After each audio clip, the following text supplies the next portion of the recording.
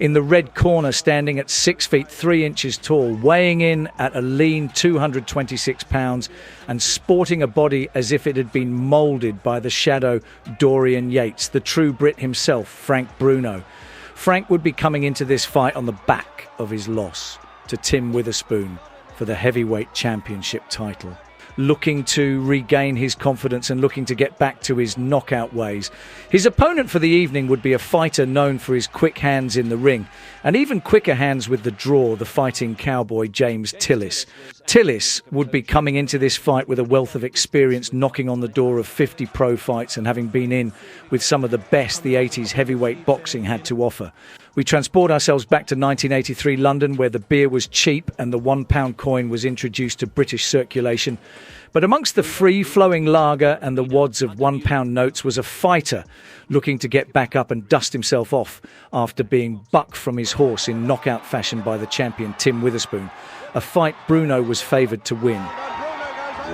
Yeah, it's a make and break fight for me, but I'm not putting that sort of pressure on me. I put it on the people like yourself and the people who's going to watch, you know. Frank Bruno, a young and powerful heavyweight from London, had rapidly established himself as a force to be reckoned with in the boxing world.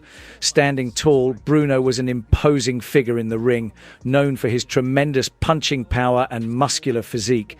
He had quickly gained a reputation for his ability to knock out opponents with relative ease. His early success made him a fan favourite in the United Kingdom, where he was seen as a potential world champion.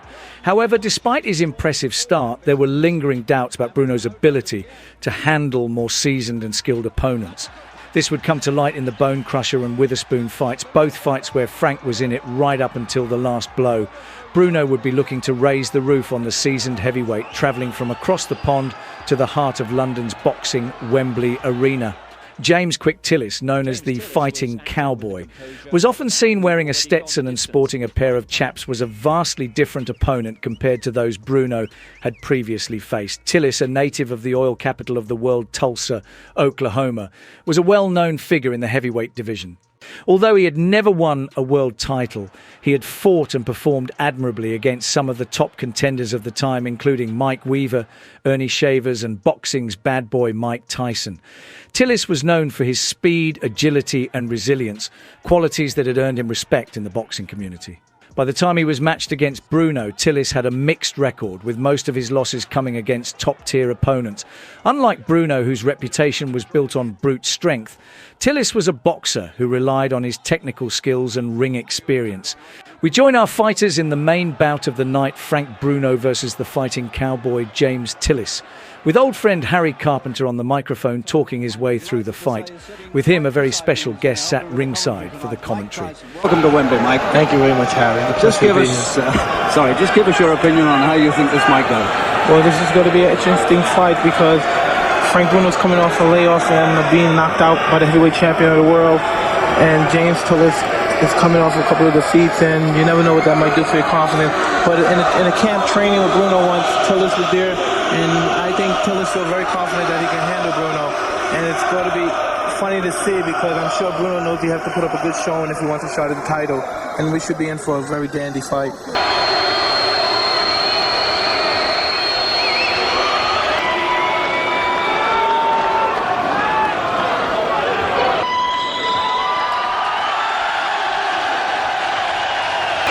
After 8 months out of the ring, Frank Bruno returns. A Wembley crowd. The crowd and Bruno know that he has to do a really good job tonight.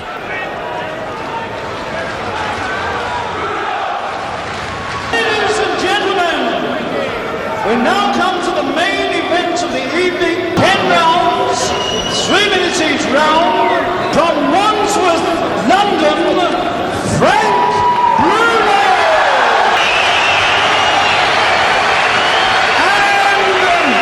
In the United States, James Quick Tillis. Bruno scaled 16 stone, 2.5 pounds. And Tillis, 15 stone, 4 pounds.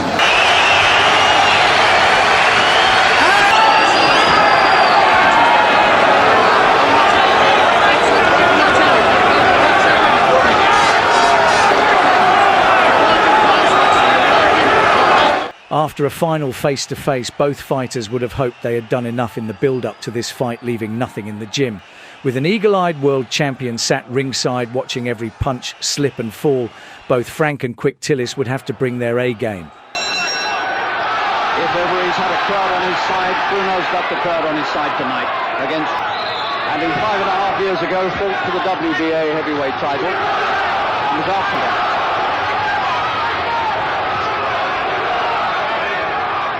To be found out, does Frank still have the ambition, the willpower to try for another crack at the world title? And does Tillis still have the ambition to go somewhere?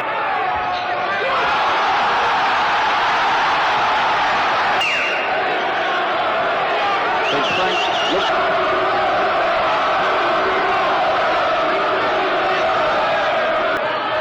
Tillis has fought a lot of good men, but does he... Frank a little over-eager.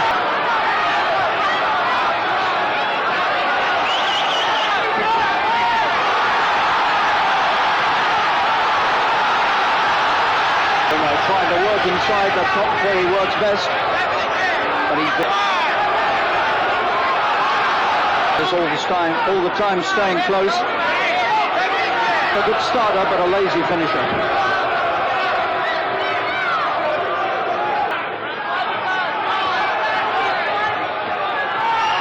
Knows how to take care of himself.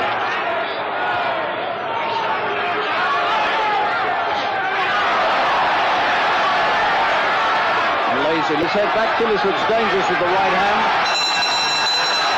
And they haven't heard the bell. After a scrappy first round, we would have Bruno up one in the first after 8 months out of the ring, something that 80s and 90s fighters never did. Bruno would be feeling the pace. True to Quick Tillis' name, he would bring his style with good footwork and experience that money couldn't buy. Still ringside, watching everything was Mike, using his time to gauge how Bruno moved, punched and even sat in his corner.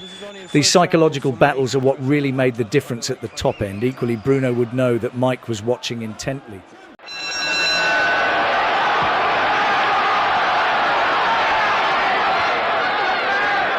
James Tillis in the white trunk.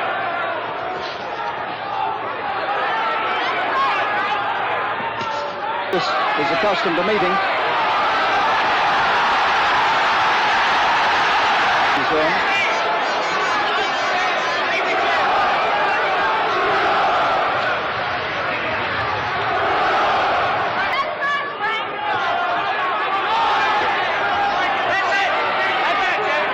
Get too confident. You can see Bruno trying to relax in the ring. He's been accused in the past of being too stiff. Landing a few useful looking punches himself. And Bruno will have to tighten his defenses here. Tillis looking lazy.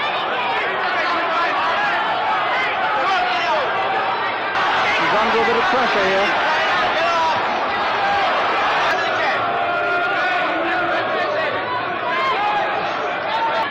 Very difficult psychologically for Bruno.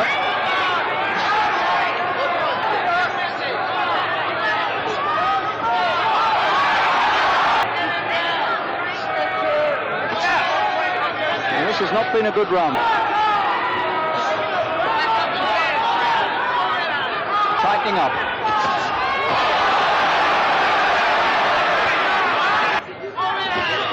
There's the big right, he got it in on the top of the head and Tillis felt it. After a slightly cagey second round, Bruno would still be looking to unleash what he had to offer. With just a couple of hints of it in the fight, the crowd would be sat on their hands waiting for it. With the Cowboy still putting up with Frank's power, he would be settling in nicely.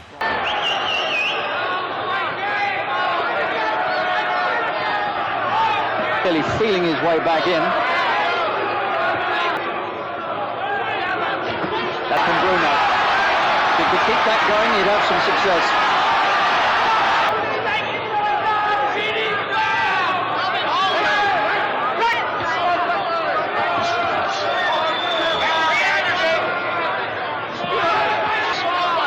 Difficult man to get at.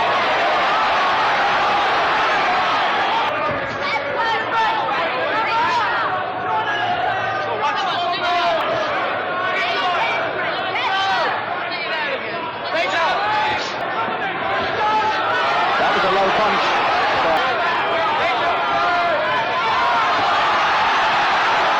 Bruno up the inside.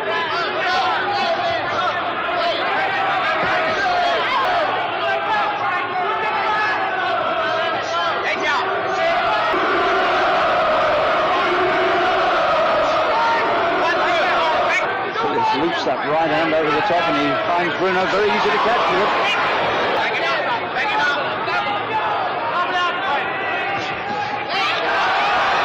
Frank had any illusions about that. He knew it wouldn't be easy, and he'd have to work hard, and that's the way it's proved. Good punch from Bruno, left hand went right through, but he keeps it going, not using it enough.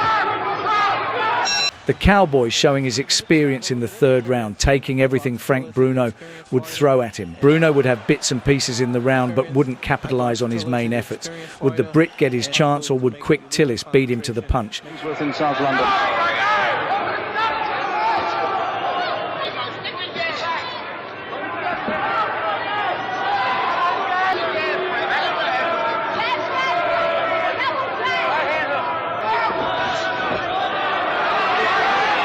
Tillis fought Mike Tyson. He's had Williams down early on.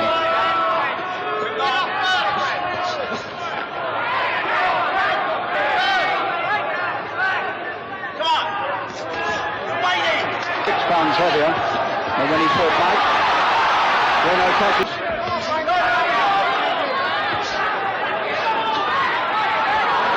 Defense is too wide open.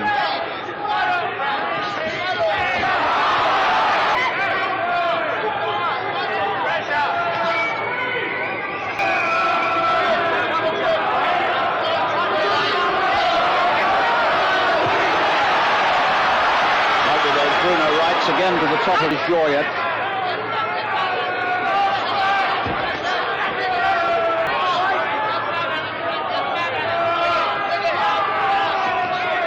Even Tillis smiled about that one.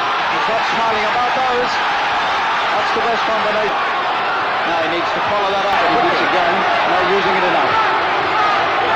Frank was getting into his rhythm, but still needed to string a few more than 2 or 3 punches at a time. Tillis wouldn't make it easy, looking to grab and hold at the first sign of any danger. Frank would also still have in the back of his mind who was ringside.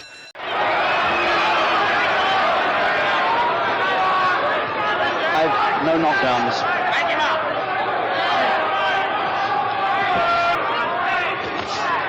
Only one of Frank Bruno's previous fights has ever gone over to Philip Brown of the United States, and I have to say it was the most boring.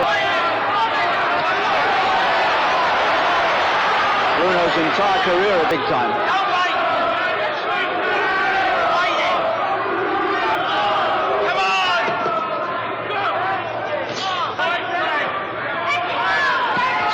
Good left downstairs from Bruno. Like that, he looks very dangerous. Good uppercuts, blood, and it's all over Mike Tyson and myself. That's quite leading badly, and he's hurt in the pit, and he might be going. Shot at him. Tillis is badly hurt, and he doesn't want to fight on, and the referee stopped it anyway. One-day challenge you, Mike. Just tell Frank what you were telling me down there in the commentary about his performance. I thought he did a tremendous performance, Frank. I commend you. And I know how it is fighting a fighter like James Tillis on an 8-month layoff. It's a spoiler. You came out very well. Your punches, I thought, as a boxer point of view, knowing your layoff, it was tremendous, accurate, and I'm very impressed. And I look forward to meeting you in the future. I look forward to meeting you as well. Thank you very much. I think you're a great man. Thank you. Same to you, Mike. A massive win for Bruno, and back to his knockout ways now with 30 wins and 28 knockouts. As always, we leave you with one question. Are you an old school fight fan? If so, give that subscribe button a stiff jab. I've been Frank Monroe here at Below the Belt Boxing. Take care.